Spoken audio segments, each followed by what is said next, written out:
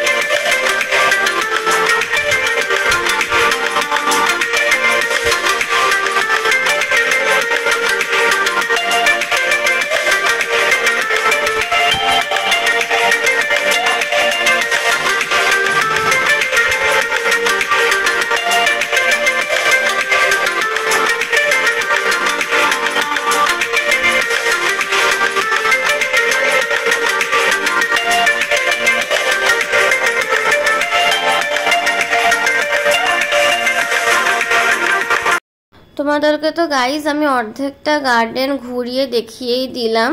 আর সামনে দেখো রয়েছে, এইটা হচ্ছে একটা ওয়াটারফল, যেটা সেদিনকে বন্ধ ছিল, জানি না কেন।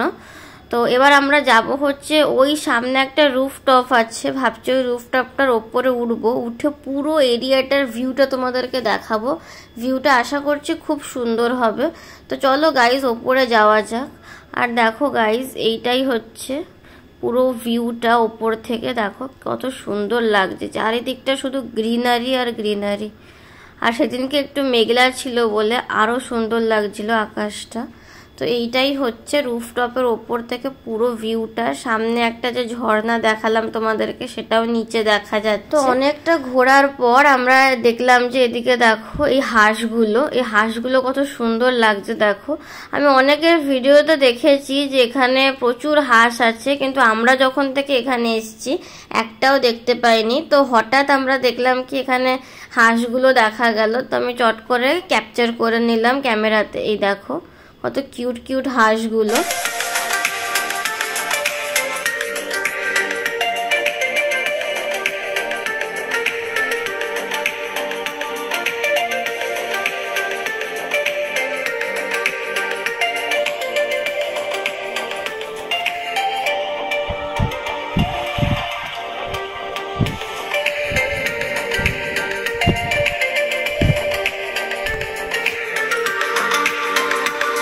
তারপর চলে এসেছি আমরা জয়দেব ভাটিকার ক্যাফেটেরিয়া স্পেসে। এটা হচ্ছে ক্যাফেটেরিয়া এখানকার, আর ক্যাফেটেরিয়াটা প্রায় অনেকটাই বড়।